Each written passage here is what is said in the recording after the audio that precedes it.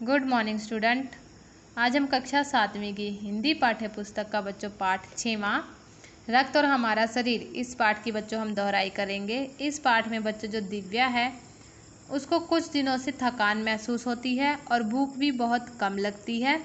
तो बच्चों जो उसका भाई है अनिल, वो उसे कहता है कि अस्पताल चलकर जांच करवाते हैं।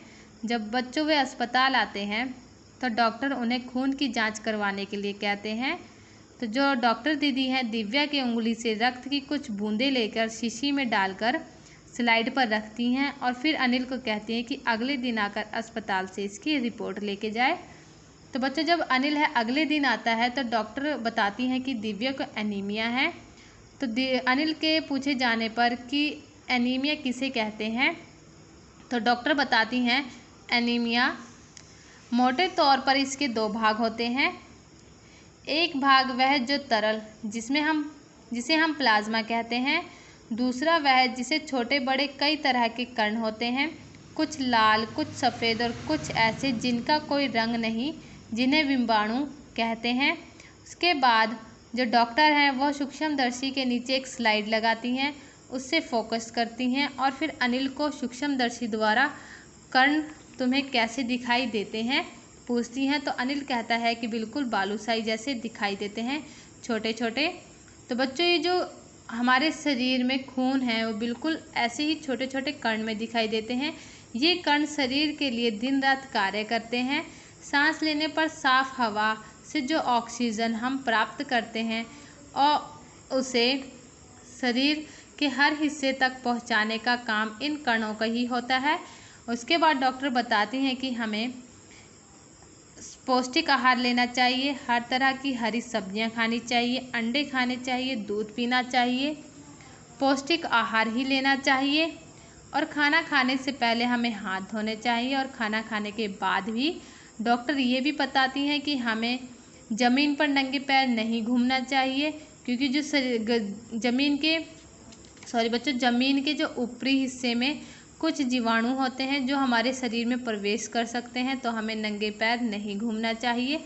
फिर बच्चों अनिल डॉक्टर दीदी से पूछता है कि सफ़ेद कण क्या होते हैं। तो सफ़ेद कण बच्चों डॉक्टर बताती हैं कि वो हमारे वीर सिपाही होते हैं, शरीर में रोगाणु को भीतर घर ना कर पाएँ इसलिए वो हमारी रक्षा करते हैं।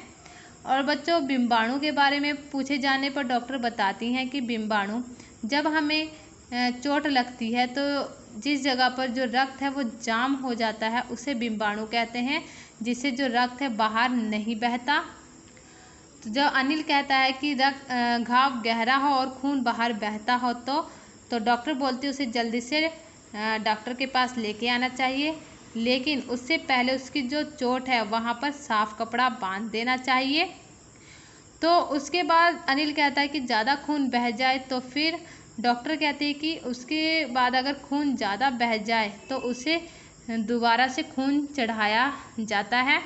तो बच्चों खून चढ़ाने के लिए ब्लड बैंक है जो वो बनाए गए हैं, जिनमें जो खून है वो खून की जो बोतलें हैं, पैकेट हैं वो रखे जाते हैं, जिसमें जो लोग हैं बहुत ज़रूरी होने पर ही खून लेके जा सकते हैं।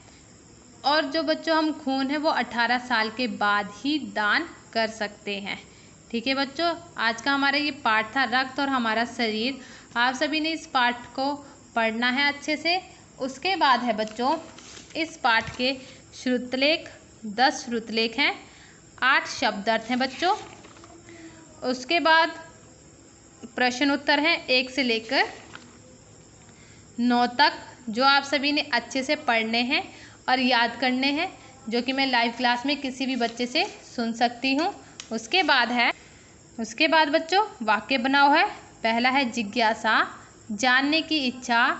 माया को सिया के घर की बात जानने की जिज्ञासा बहुत थी। दूसरा है भंडार, खजाना। रमन की नानी के पास खुशियों का भंडार है। तीसरा है संतुलित, नियमित आहार। रोहन को संतुलित भोजन की आवश्यकता बहुत ज़रूरी है। चौथा है रक्त, खून। रिया ने रोहन के पैर से बहता रक्त देख उसे चक्कर आने लगे। 5वां है दबाव, जोर देना। रवि पे दबाव बनाया जा रहा था कि वह किसी से कुछ ना कहे।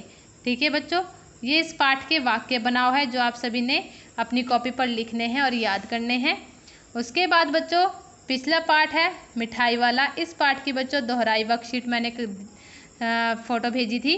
उसके बच्चों उत्तर हैं, पहले शब्दार्थ के उत्तर हैं बच्चों। पहले का गदगद रोमांचित, दूसरा गुरु। उसके बाद बच्चों वाक्य बनाव है, पहला है समरण जिसका अर्थ है याद। बनारस ही वह नगर था जिसका स्मरण कभी कभी बालाजी को व्यग्र कर दिया करता था।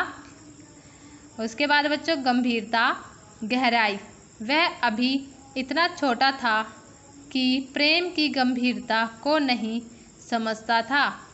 उसके बाद बच्चों छोटे प्रश्नों के उत्तर हैं। तो पहले का उत्तर है मिठाई वाला खट्टी मीठी गोलियां, मुरली, विभिन्न विभिन्न प्रकार के खिलौने तथा मिठाइयाँ बेचता था। उसके बाद बच्चों दूसरे का उत्तर है मिठाई वाले ने 1 पैसे में 16 गोलियां दी। तीसरे का उत्तर है बच्चों फेरी वाले ने खिलौने 2-2 पैसों में बेचे। उसके बाद बच्चों बड़े प्रश्नों के उत्तर हैं। पहले का उत्तर है बच्चे एक चीज़ से उब न जाएं इसलिए मिठाई वाला अलग अलग चीज़ें बेचता था। बच्चों में उत्सुकता बनाए रखने के लिए वह महीनों बाद आता था। साथ ही चीज़ें ना मिलने से बच्चे रोए, ऐसा मिठाई वाला नहीं चाहता था। उसके बाद बच्चों दूसरे का उत्तर है खिलौने वाले के आने पर बच्चे खिलौने देखकर पुलकित हो उठते थे। बच्चों का झुंड खिलौने वाले को चारों तरफ से घेर लेते था। वह पैसे लेकर खिलौने का मोल भाव करने लगते थे। खिलौने पाकर बच्चे खुशी से उछलने कूदने लगते थे। ठीक है बच्चों, उसके बाद है आज के पाठ की वर्कशीट।